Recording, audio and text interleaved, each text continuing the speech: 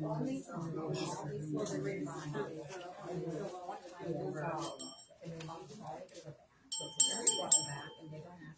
good. You guys aren't talking very loud, so I didn't want to ring the bell loud. We're going to go ahead and get started. If you want more food, there is more food. I think it's a beautiful day outside, and if I didn't have to be here, I'd be out putzing around outside because it's really nice. That's probably where most of the people are, but you guys are here, and so we all know that you need better sleep, so that's what you're doing. So we're going to talk about tips for better sleep. I'm not a medical professional. Neither is Patty or Stephanie or Melinda or anybody on our team. But we share what we've learned, and that's basically what we can do. So, have you ever come to a long day and you find yourself just utterly and totally exhausted? But being frustrated because you can't fall asleep. So no matter how tired you are, you just can't fall asleep. And if you're a woman, our brains just don't turn off. They just keep going. So 24-hour access to information, the pressures of life, and our culture's hyper-focus on productivity can be really hard to let our brains power down and to get sleep. So stress and worry and anxiety, depression, it can all keep you up at night. And so when your mind is restless, your body is too. But fortunately, you can train yourself to get better so that you can get the rest and the healing that you need. So why is sleep so important? So consistent sleep is one of the most powerful tools in your mental health toolbox. It's healing for your body and mind, and sleep. Better sleep is strongly connected with improved health. So sleep is vital to our overall well-being. With adequate sleep, we're more alert, and we have better memory, better mood, better cognitive functions. Lack of adequate sleep can increase our risk of cardiovascular disease, type 2 diabetes, obesity, stress, anxiety, depression, impaired learning, memory, and mood. Next time you're having a hard time powering down, we're going to give you a few tips to help you get the sleep that you need. And I will totally agree that it does affect your memory, because I can't remember squat today because I didn't get enough sleep last night. All right, so how much sleep do I need? This is a need, not how much sleep do I get, or do I think I get. So there are very few people that need less sleep. Usually we need about 8 to 9 hours a night. I know some people that they can go 4 or 5 hours and they function just fine on that. I would be a zombie if I did that. There's not very many people that can go on that amount of sleep. So chances are that if you think you function just fine on 6 hours of sleep, you're probably in denial. You can try an 8-hour night, and you might find that it suits you well. And our bodies are trained, and we'll learn a little bit more about how we can retrain them. So what if I can't sleep? Well, you can retrain your brain, because sleep is a habit. Yeah, you read that right. Sleep is a habit. And you can change habits over time. Some of you may have we had a class at Delta Township Library a few weeks ago on habits. And it was a really great class. If you weren't able to come, we did record that. So you can go onto our Lansing Plant-Based Cooking Facebook page, and you can watch it there. If you don't do Facebook, we also have it on our YouTube channel, Lansing Plant-Based Cooking. I don't think I've uploaded it yet, so don't look for it tonight. But we will upload that this week, so it'll be on there also if you don't do social media. So good sleep hygiene is a useful tool that helps your body and mind learn to rest. So what is sleep hygiene? Sounds like a weird word. So sleep hygiene is a list of things that you can do to improve your quality of rest. And so we're just going to go over some of these and hopefully several ones that we're going to go over. We're first going to talk about finding your rhythm. So if you wake up and you go to sleep at the same time every day, even on weekends and your days off, it helps. So it's not easy at first, but it makes a huge difference of when your body knows what time you should be sleeping and waking up. With children, you can find that they wake up at the same time no matter what time they go to bed, and then they're ornery as skunks the next day if they don't get enough sleep. It's the same with adults. If we go to bed later than we usually do, our bodies will wake up at the time we usually wake up, but we will just be more tired because that's just the way we're wired. Another one is, if you can't sleep, get out of bed. So it's bedtime, you just can't sleep. So what do? Well, you don't have to sit there and you don't have to toss and turn in bed. It's actually better to get up and do something that is repetitive and calm, like folding the laundry or reading a relaxing book. Once you feel sleepy, you go back to bed and try to sleep. You keep the lights low while you're awake and try not to do anything too engaging or stressful. Audiobooks can be helpful as well. I've heard that if you can't sleep, get your Bible out and start reading, and Satan will put you to sleep real fast. So that's another thing you can try. All right. So skip the caffeine. The half-life of caffeine is about 6 hours. That means that if you drink 12 ounces of coffee, about 200 milligrams of caffeine, at noon, 100 milligrams is still in your system 6 hours later, at 6 p.m. And 50 milligrams is still hanging on 12 hours later at midnight. So, of course, caffeine withdrawals aren't good for sleep either. So you cut off the coffee consumption or cut it out totally, which is better for your health instead of all at once. Start by cutting out your last dose of caffeine in the day, then cut out the next last dose, and keep finishing your last caffeinated drink earlier and earlier until you're not drinking caffeinated beverages at all. And you'll find that if you wean off it slowly, you may not get the effects of headaches and super fatigue and things like that. And I don't drink caffeine. I haven't drank caffeine in years. And for me, if I'm feeling tired, I need a nap. I don't want a cup of coffee, I need a nap. So, one on there, avoid alcohol. For some people, this is a given, not for everybody. So alcohol may help you fall asleep faster, but it's not as helpful as it seems. Alcohol disrupts sleep quality and can cause you to wake up more in the night, especially if you drink too much and you got to go to the bathroom. Many experts suggest that avoiding alcohol entirely, especially the 4 to 6 hours before sleeping. So, just avoid alcohol. It's not good for you anyway. It's not good for your liver. It's not good for those around you. And anyway, you're not getting into that. That's a whole other program. Save your bed for sleeping. Don't laugh. She got to me earlier. Anyway, that's a whole other. Okay, so save your bed for sleeping. If you use your bed to watch TV, to eat, to read, to work on your laptop, to pay the bills, your brain will start to gear up for those things when you go to bed.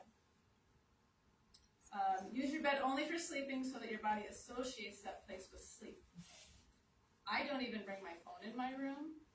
I don't bring my laptop in my room. Any electronics I don't bring in my room. I keep my room specifically for sleeping. And it works really great most nights when my brain isn't overworking. And sometimes, my husband will want to talk at night, and I'm just like, I'm done. Like, once I'm in my room and my brain is like, just wants to clunk out. But so it is very helpful to not do those types of things in bed, because then your brain will just appreciate you better. So create a bedtime routine. So choose a few things to do each night that remind you that it's time to go to sleep. You can try 15 minutes of stretches. You can curl up with a cup of herbal tea.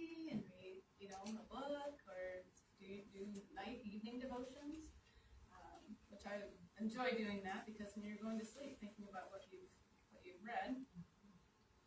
A hot bath might help, but try to take an hour or two before bed so your body can cool off before sleeping. Because some people they wake up hot in bed. You don't want to go to bed hot if you wake up hot in bed. And women over a certain age will totally understand what I'm talking about. All right. Few other things.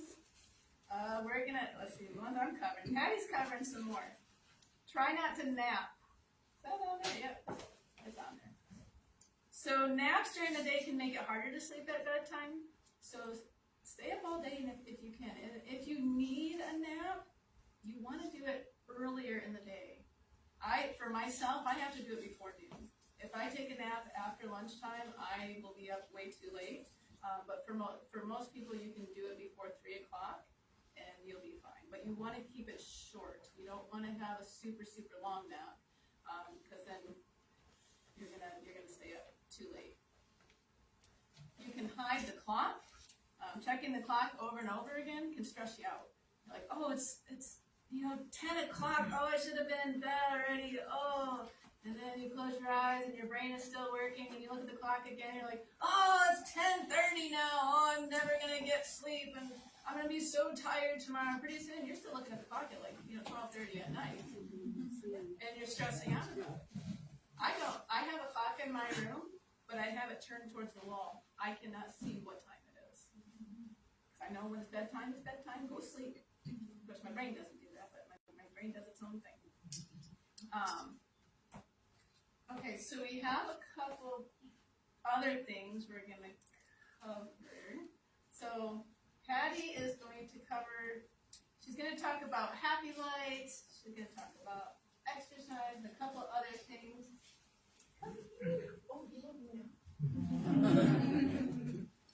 And then we'll talk about some things after, yeah. I don't want to steal her thunder, so I got it like not. After what? Yeah, after. You can just stay. Okay. You can just, I don't have any slides, so I'm just going to use what I have. So one of the things that I learned is that exercise is really good for sleep. And it's even beneficial to exercise first thing in the morning. And so I took this deep dive into why. First of all, the exercise acts, which is running, walking, simple walking, or if you do any kind of aerobic activity, can take the place or act as a hypnotic medication, which is what they usually give people for sleeping pills. So like Xanax and Valium and Ativan, Librium. It also acts as Ambien, a drug called Ambien and Lunesta. So I would rather do an exercise than I would take a medication. So exercise first thing in the morning produces serotonin. That serotonin is stored in your body throughout the day and then is converted to melatonin, which you've heard of melatonin, people taking melatonin to fall asleep. Well, you can actually do that naturally by just increasing your activity and first thing in the morning. So before breakfast is ideal, but if not, then after you eat. So how do we get serotonin and melatonin? So we get it through foods we eat that contain tryptophan, which is an amino acid, and so that is used to create the neurotransmitter of serotonin. So we can get it through our exercise, and we can also get it through foods that we eat. So a lot of the foods that you have today will have the tryptophan containing items that will help to create the serotonin. So tryptophan is needed to create the serotonin. Tryptophan comes in foods, and I thought it was only in foods. I'm sorry, no, let me back up. Tryptophan comes from foods, so like tofu, pepitas, which are pumpkin seeds, spirulina or seaweed, sesame seeds, chia seeds, walnuts, flax seeds, oats, and sunflower seeds. So if you look at your recipes from tonight, you'll see that a lot of these ingredients are in what you have eaten tonight. There is a myth, I don't know if you've ever heard this, back in the day, they always thought that turkey at Thanksgiving contained tryptophan. Well, it was probably most likely that we overate. It's tired. So why is serotonin and melatonin so important? What is the relationship? Serotonin is an essential building block for melatonin synthesis in the brain. So melatonin needs serotonin in order to cross the brain-blood barrier. How do we get the serotonin? Through sunlight. So that's why another reason it's important to exercise early in the morning. You get the sunshine. Or if we're like in Michigan, we don't always have sunshine. So what I tend to use is what's called a happy light. And so this is just a light that you would sit, for example, I'm sitting here. This is when I would do my devotions. I would put the light at an angle here, and I would just sit and read. You don't want it facing dead on. You want it kind of at an angle, because it is very bright. It's 10,000 lux. And what it does is it helps to replace that serotonin-producing light. These, I think I got these at Amazon. There's all different kinds. Melatonin is essential for initiating and maintaining sleep. And did you know that both serotonin and melatonin are created in your gut? So your GI tract. So that's why it's so important that we put healthy food into our stomachs, because that'll help keep our gut GIs healthy, and so we're able to digest the food that we take in. So I learned something else. I thought we had to eat food in order to get the melatonin, serotonin to go to melatonin. Well, I found out that tart cherry juice, which is what you had tonight, walnuts, pistachio nuts, and almonds are some of the foods that do naturally contain melatonin. So you can actually just have a handful of nuts. Okay, the light therapy. So you should all have a handout that looks like this. And it talks about blue light. I don't know if you've all heard about the blue lights that our devices put off. And they suggest that you turn off those blue lights at least 2 hours before you're ready to go to bed. Okay? It is a, what do you call it? It is a serotonin suppressing blue light. So it would actually block the production of serotonin in your body. So it's very important. So now on my phone, I have an iPhone. There is a setting. So if you're somebody who works late or what have you, you can actually turn the blue light off. There's a setting, it'll shut it off. So mine goes off at 6 o'clock at night. It doesn't come back on until sunrise.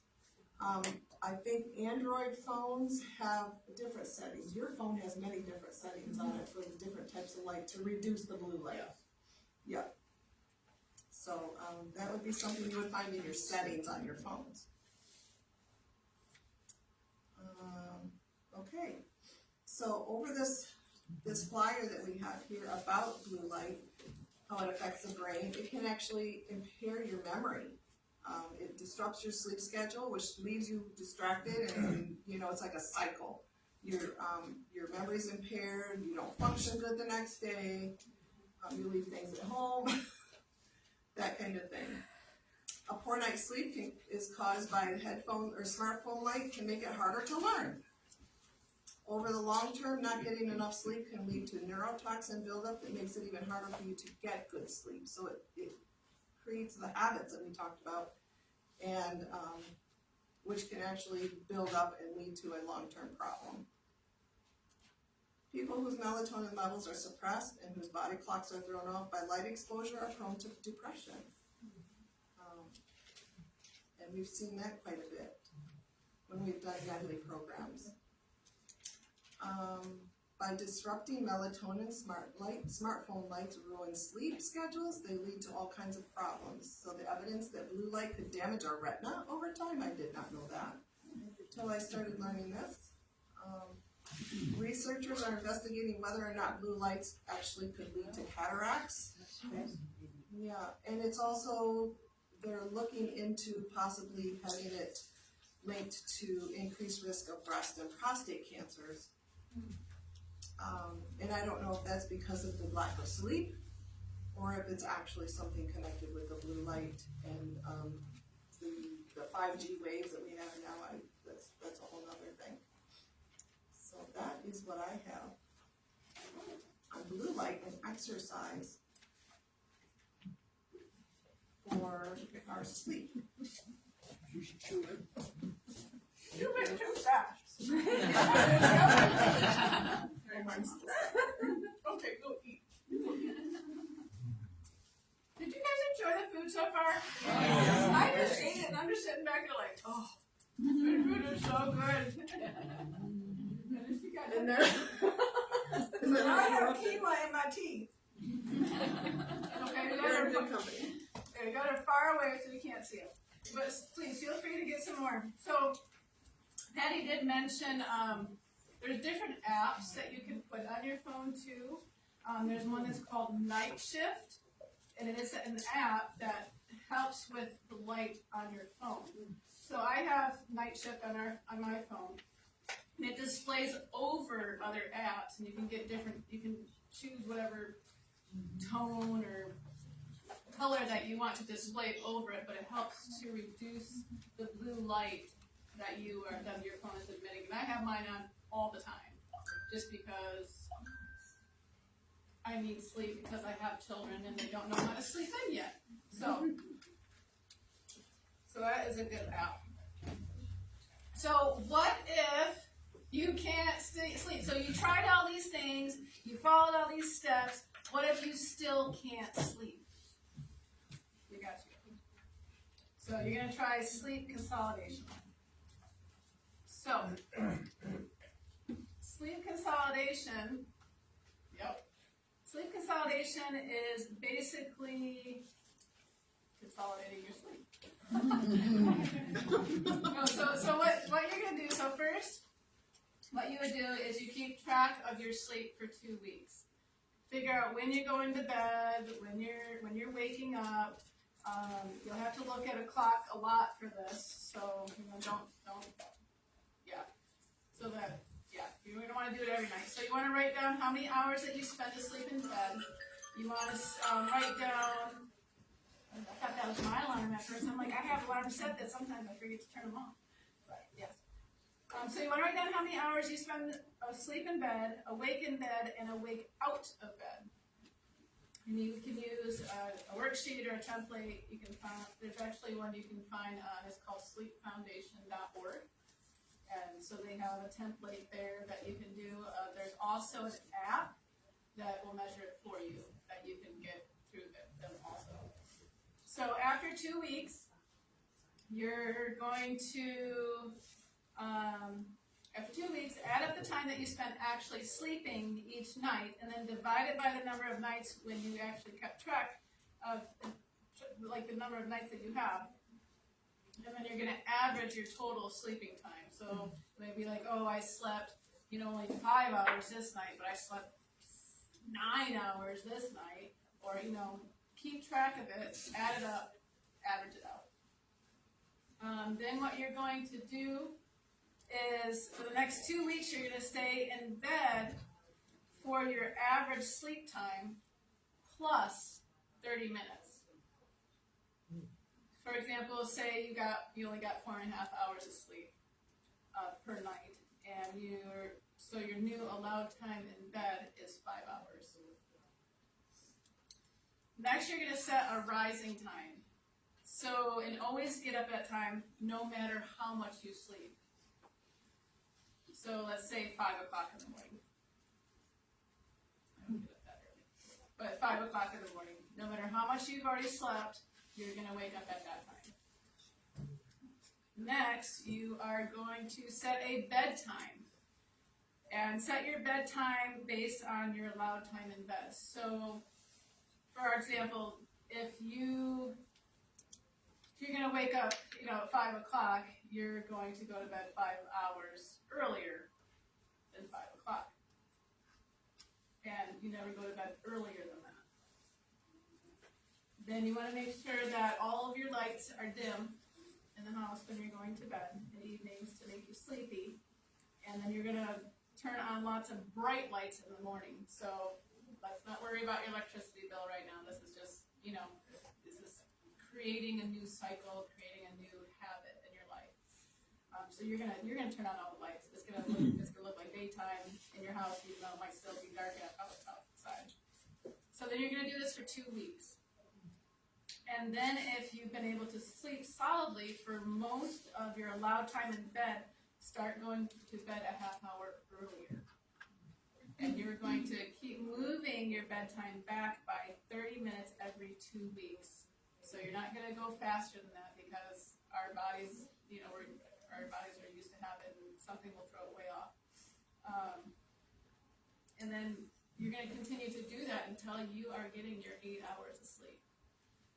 So if you gotta wake up at 5, what time do you need to go to bed? Come on, we know our math, guys. We know our math. Midnight.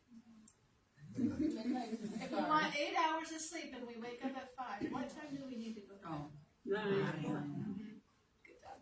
If you don't wanna wake up at 5 o'clock, wake up at 6 or 7, then you don't have to go to bed so early.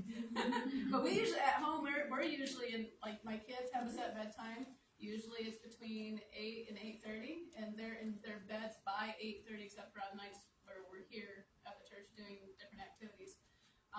And they're like, whether they're tired or not, they are in their beds at 8:30 because that's my sanity time. But usually they're asleep by 9 o'clock, and then I start to get sleepy after that because I turn all the lights way down low, and it helps. And I've been working on getting my sleep caught up because, if you're a mom, you've experienced, when you have children, you don't get as much sleep as you'd like. And it takes a while to get back to that. And then by the time you get back to that, then all your hormonal stuff kicks in, and then you don't even get sleep then. And so you have to retrain your body and everything. So I'm still working on that. I'm still working on that for myself. But so all these techniques can help to teach your body to sleep, and you can use as many of them as you'd like, or as little of them as you'd like. If you practice sleep hygiene, if you're practicing all the sleep hygiene tips and you've found that doing sleep consolidation doesn't work, you need to talk to a health professional, because then there's something more underlying that may need to be addressed. What recommendations would you have? Next Sunday is, spring ahead, the time change. I recommend getting a petition going. I will sign it, and we need to get rid of that spring board. So what we do in our family is I homeschool, so we don't have a very rigid school schedule. We like say, spring forward, fall back. So we're losing an hour, but really it's just like, okay, I guess instead of eating breakfast at 8:30, we're eating breakfast at 9:30 today, because that's our old 8:30, and it's still the same time, technically, just not according to the Roman time that we use here in the US. And then we slowly move it back, because time changes are not only hard on your mental state, but it's also extremely hard on your digestion. Like, our digestions can go one way or another, maybe 15, maybe 30 minutes difference with our meal times, with our microbiome and our gastric juices and things like that. But a whole hour, it just throws it off whack, and it can mess up, it can mess up a lot, including, our health. There's a lot of people that get sick after a time change. Some more people that end up in the hospital after a time change. So yeah, I would just recommend doing it slowly, kind of like with the sleep consolidation. Just slowly move your time back until you're used to it. Or you can always just keep your schedule the same. Say, we eat at 8:30, 1 o'clock, and 5:30. Okay, well, it looks like you're going to be eating at, if the time's going back, it looks like you're eating at 7:30, noon, and 4:30. And it's really the same, but it's just a different time. But that's what I would recommend doing.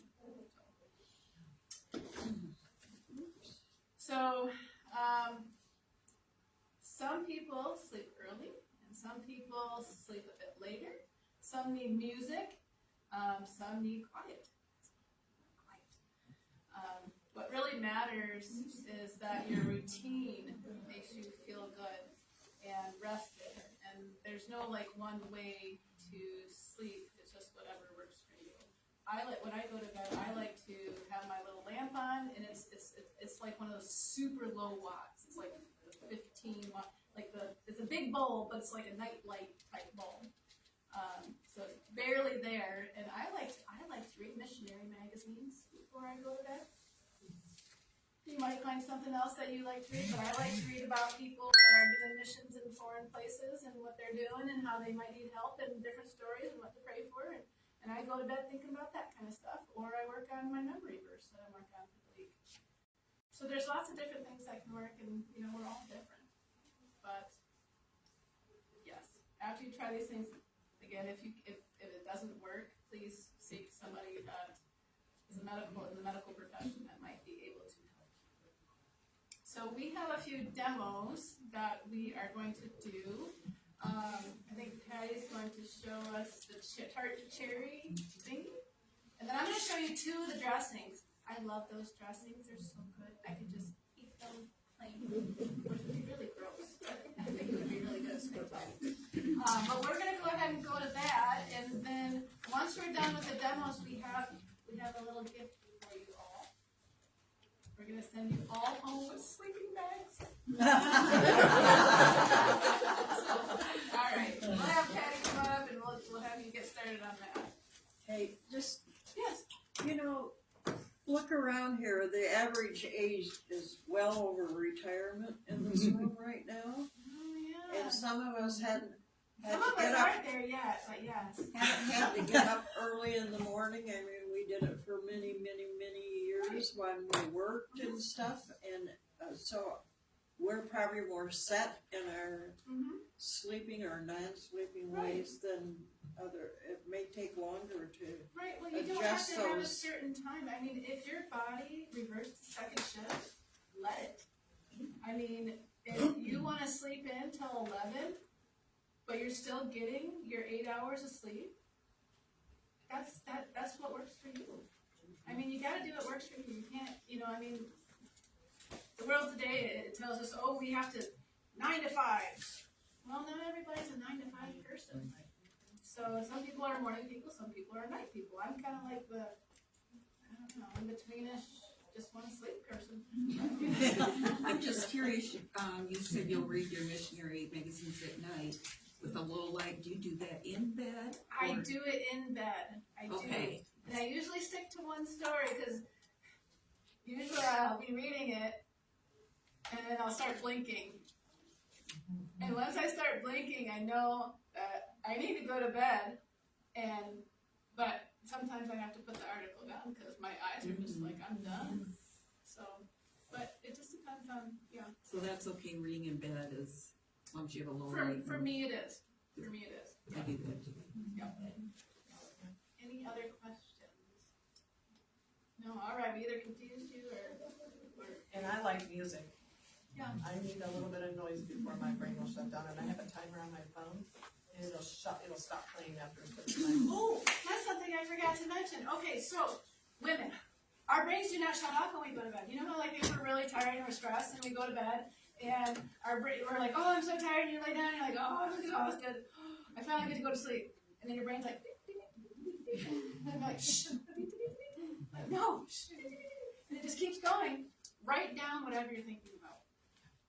Like, even if you can't see, like if there's a dim light, have a pen and a paper and just write down, oh, I have whatever appointment in the morning. Oh, this bothered me today. Oh, I wish I would have, wish this would have went this way instead of that way. Oh, so-and-so, I should pray for so-and-so. Or, oh, this or that. Or, oh, whatever is going on in your brain, write it down. Because if we don't write it down, it's just going to continue in our brains until we finally are so exhausted we're going to go to sleep. But if we write it down, all of a sudden we can just kind of go, huh, I don't have to remember what was just going on in my brain anymore.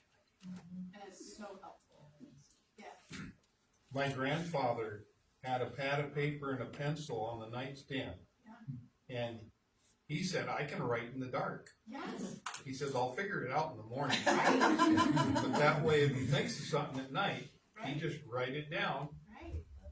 And sometimes it's amazing when you wake up in the morning and you can't read the scribbles, but you still know what you wrote, and you're just like, why was I even thinking that last night? That had nothing to do. Of course, women, we have spaghetti brains. One thing connects to something that's not even totally related, and it just goes all over. But yeah, it works. So, all right, Patty, I'll let you get started. I'll move the camera around so that we can see you later. Okay, so we're going to show you, or I'm going to show you how to make the tart cherry juice. Now, the studies that I found for tart cherry is that a specific type of cherry. It's not just any cherry, and this did not specify what kind of cherry it is. So it's the Montmorency, am I saying that right? Montmorency cherry that actually is what's most beneficial for melatonin.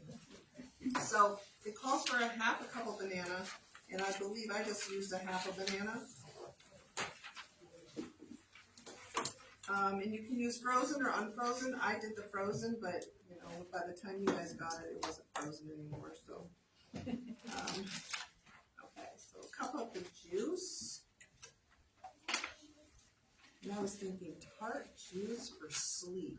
It just was like an oxymoron to me. But it actually tastes really good. Does it have sugar? It does, well, it's concentrate, so the natural sugar's in it, but there's no added sugar in this. Correct. Okay. Very simple recipe. A tablespoon of walnuts. You can leave that out. However, walnuts was on the list that contains melatonin naturally. So if you're having trouble sleeping, we want to make sure you get as much of that as you can. And you can use any plant-based milk. I just happen to be using soy. Just a splash. Then you blend it.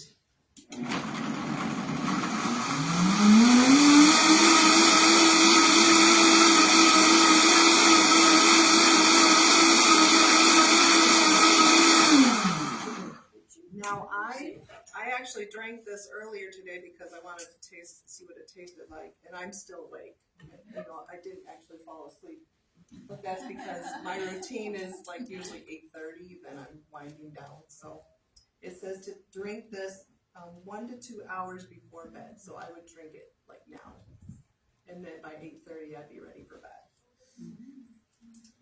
So that is the simple, God-given juice that we have. I think this is juice. Let me keep this out. Yeah, let me. Oh, yeah. You gotta stop trying to cheat. I care how to do so good. Let me go rinse this one.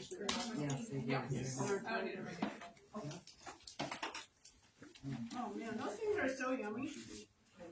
Little ball things. I could just eat them and eat them and eat them. Okay, so the dressings. So, who tried all of them? Oh, you guys, good job. All right, who couldn't try all of them? I didn't know.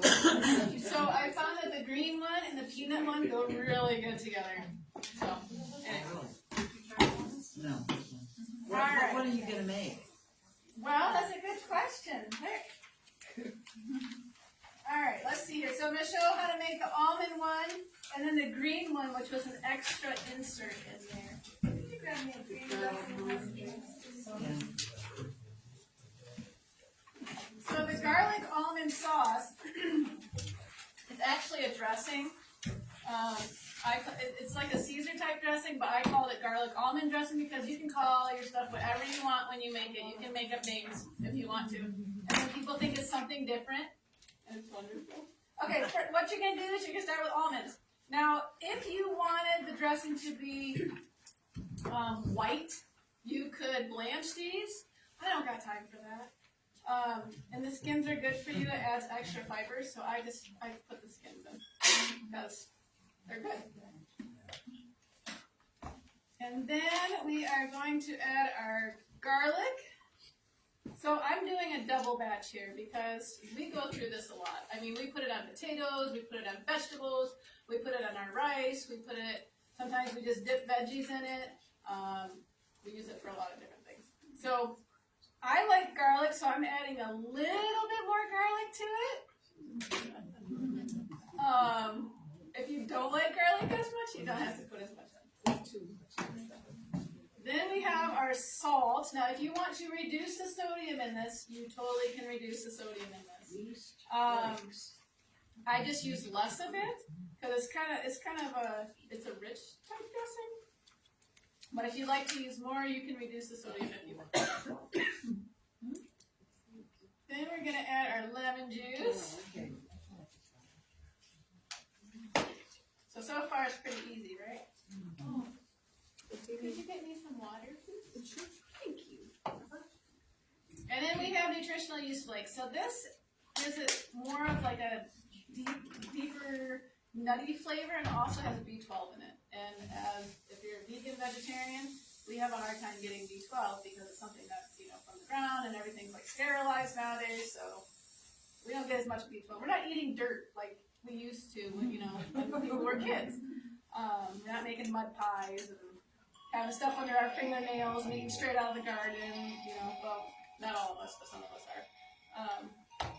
That's where B12 comes from. Yes. Alright, and then we have our water.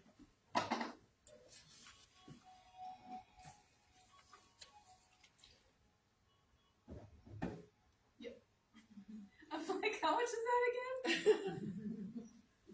And I got the recipe right in front of me, but I don't know. Sometimes it's hard to look at a recipe when you're making stuff. Alright. Let me just blend it up.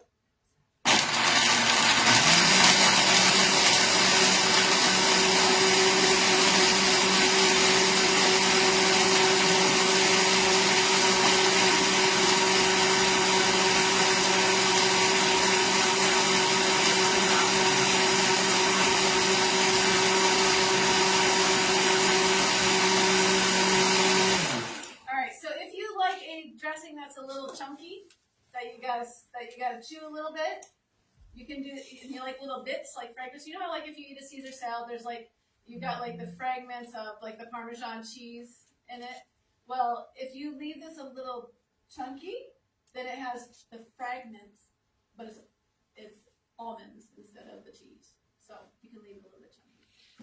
For demonstration purposes, I'm not going to blend it more because usually I like to blend it till it's super creamy to where after I turn it off, I stick my finger in there. Don't stick your finger in there if it's on.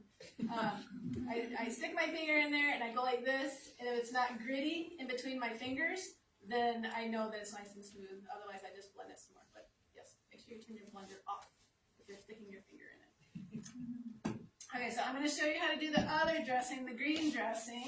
It's behind the color. Behind the color. Oh, I get to use the Vitamix for this one. You turn the little button on around. What? There's a blue button on it. There's a button on the wheel? Oh, look at that. Okay. Oh, it's not even plugged in. I'm like worried about it. I have an older model Vitamix. It took me many years to get a Vitamix. And I finally got one off of Facebook Marketplace for a halfway decent price. And I love my Vitamix. Alright, let me move all these over here. Okay, so for this dressing, you can use this as a dip as well. We've used it for both. It just depends on the amount of liquid that you put in.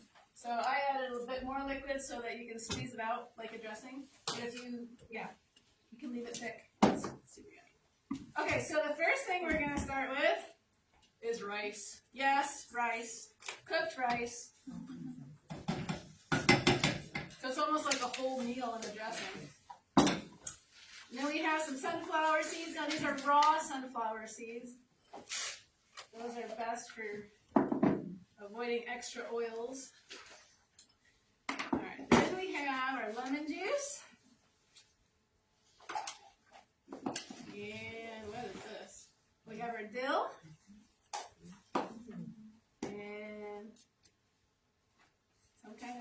onion powder, garlic powder, whatever powder. Onion powder. Onion powder. I don't know what I'm putting in there. I think if you don't get enough sleep too, like your sniffer doesn't work as well. You got some salt. And then we have some Bragg's amino acids. So you can also use tamari if you want to. You can also use soy sauce if you want to. I use Bragg's because I like the taste, and we do gluten-free at our house. Well, I do gluten-free. If I'm gonna eat it, I want to be able to eat it. All right, then we have our garlic, and you can always put more or less garlic in. I love garlic. I can spend more garlic. My kids, they get after me sometimes. Like we made a smoothie this morning, and because I had a pineapple that needed to be used. It needed to be used. So we put that in our blender, and we put some banana in with it, and a little bit of salt, and then I was like, hee. And then I put some garlic cloves in there, and then a pinch of cayenne. I was like, you guys are gonna feel real good, because we were around a bunch of people yesterday, and there were some people that probably we shouldn't have even been out of their house. But I'm like, you guys are gonna get an immunity boost, and I think we used that recipe last month. So anyway, okay, so then you have, so I only used parsley in the dressing that you tried, because not everybody likes cilantro. Some people think it tastes like soap. I'm sorry that your taste buds don't work, because I like cilantro. So I have cilantro and parsley in here. And I know somebody that makes a really, really good dressing that uses cilantro and parsley in there. Mr. Orneville's wife makes a really good green dressing, and she won't give me the recipe. Oh, I gotta put the water in there. She said, if you come home, she will show you. She will show me? Yeah, she said she will. Can I bring my camera?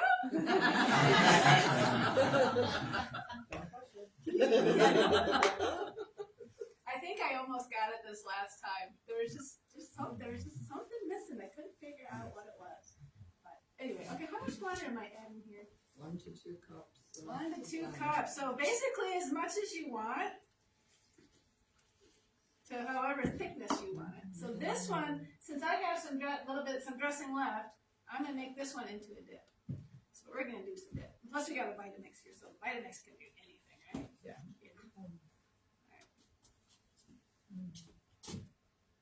How did yours is different than mine. Yours is much more.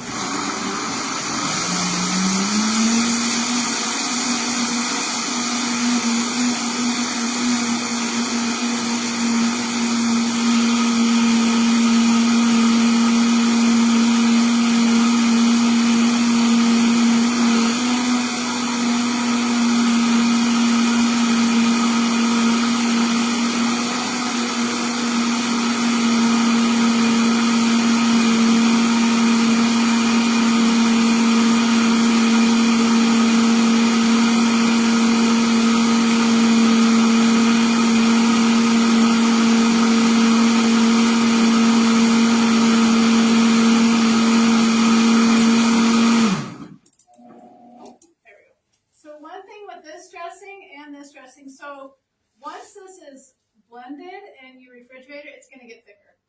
So just be noted that. The same with this, it will get thicker. And with this one, since it has the rice in it, the longer you blend it, the thicker it'll get because it heats up the rice and then it expands a little bit more and it's starchy. So it will get thicker. But we got a nice dip going on there. That's gonna be very yummy. Any questions? Oh, let me go over the other recipes with you because some of them you're like, what? What is that? Some of them are new to me, but I'm definitely making that one again because that's really yummy. So we have the Golden Knight milk that has some turmeric in it. It reduces systemic inflammation, and just a tiny pinch of nutmeg acts as a mild traditional sedative. Did you know that nutmeg was a traditional sedative? So that one's super easy. You're basically just pouring the milk into something and you're adding your seasonings and you're stirring it and you drink it. It's super, super simple. The Middle Eastern date milk. So it helps The natural carbohydrates in the dates help transport tryptophan from the plant milk into the brain to produce serotonin. So that's super easy too, is you have your soy milk or nut milk, a couple medjool dates, which you could also use chopped dates if you want. Any kind of dates, really. A little bit of cinnamon, a tiny pinch of cardamom or nutmeg if you'd like, and a little bit of sea salt. Super easy, you just blend it. And if you have a Vitamix, you can just blend it until it gets hot, because Vitamixes make things hot sometimes. Then you have your smoothies. So the tart cherries are a rare natural source of melatonin, and paired with walnuts, which are rich in ALA, this helps increase sleep time and efficiency. So you guys are all gonna sleep really good tonight. Cause you had all of these. Then you have your kiwis. So it says that research shows that eating 2 kiwis 1 hour before bed can improve sleep duration and efficiency due to their natural serotonin content. Personally, I would not be able to eat 1 hour before bed. Just because my stomach would continue and it would, yeah. So for myself, just for my own personal, I would try to do at least 3 hours to 4 hours before bed to do it. But everybody does things differently. Then you have your roasted pumpkin seed and chickpea power bowl. So that was super simple. I just threw everything into this deck pan. I cooked my garbanzo beans from scratch. It's way cheaper to cook garbanzo beans from scratch. Way cheaper to do it that way. And then put the pumpkin seeds in there, drizzled the olive oil, had the salt, mixed it all up, threw it in the oven. And then I just stirred it a couple times. It was so easy. I found that garbanzo beans, if you're going to buy the canned kind, the Bush's kind may be more expensive, but they're fully cooked. You know, they're not as hard. Sometimes you get cheaper brands and they're a little hard and they seem like they're not cooked as well. So you do. So both ingredients are packed with tryptophan, which converts serotonin and then melatonin. And pumpkin seeds are also an elite source of magnesium to lower cholesterol. Then you have your cooked collards. I love collards. I love greens. I should have been born in the South. So Miss Leona over there cooked the greens because I knew that she was like the greens lady. So I had her cook those. And greens are really good for you. They have lots of calcium in them, and they're just good all the way around.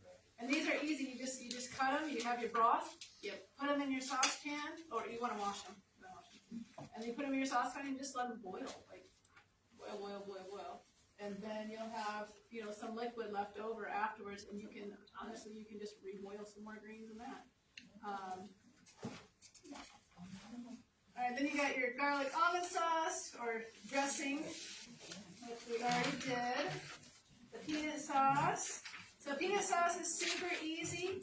You're just throwing together peanut butter and several other different things, and then you mix it up and you're done. You can either put it in a blender or you can put it in a little bottle like this and shake it. Then you have our sleep support bites. Those are really good. Like I could eat more than I should.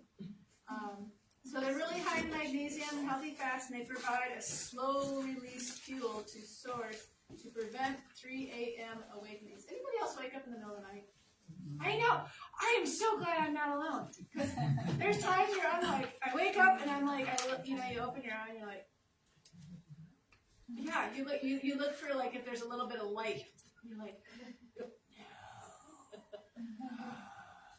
And then your brain starts doing its thing, and yeah, it takes forever. And half the time I wake up in the middle of the night just because I need to take my socks off because it got hot. I don't know why. Anyway, all right. So then we have the almond date calm. We didn't get that one. Oh, the black sesame seed balls or ball. So you can roll those into balls. What we did is we just pressed it into the bottom of a 9x13 and we cut them. It just seemed easier. Because not everybody has time to, roll into individual balls, but they look very cute if you do. So we did not use the black sesame seeds, we just used the regular sesame seeds. But they provide calcium and magnesium that you need for muscle relaxation. So make sure that you eat another one before you leave so that you'll be nice and relaxed to go to bed tonight. I'm gonna eat a few more. So we have a drawing. Did everybody put their name in that wants to be in the drawing? All right. Well, thank you. All right. I'm mixing them very well. Like almost like tossing salad. Do I make you do them? No. You're not responsible. Alright, first we have Judy. Sweet. Alright, so we have these beautiful sleep masks for you.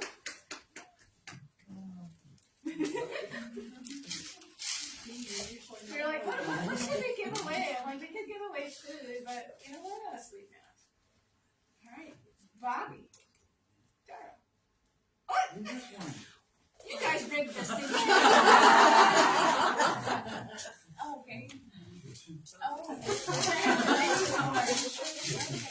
Now watch, I'm gonna pull the mic. I'm gonna laugh at that. Phil Smith. All right, Mr. Phil. It's good you weren't sitting over there, Phil. I say this is great.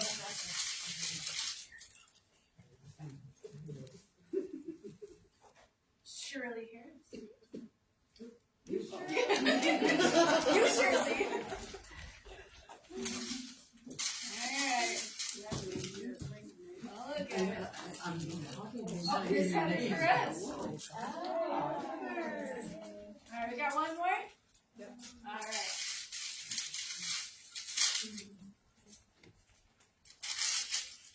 I saw it. I saw it. Mr. Olson Ornable, he is gone. Oh, sorry. Can I have it instead? There you go. I didn't put my name in it, it was a joke. Miss Lori. Lori. Thank you. All right. Well, we are glad that you came out tonight. Just want to remind you before you leave to put this on your refrigerator so that you know what we're doing next month, and then you know what we're doing in the month after. We're doing 2 things in the month of May, and then we're going to be done for the summer. So y'all can enjoy the warm weather and whatever else you're going to do. Make sure you put that on your refrigerator or near your calendar, and then you can take one of these, and you can bring a friend. Bring a friend. Bring an enemy, frenemy. Bring somebody that you don't know very well. Ask a coworker.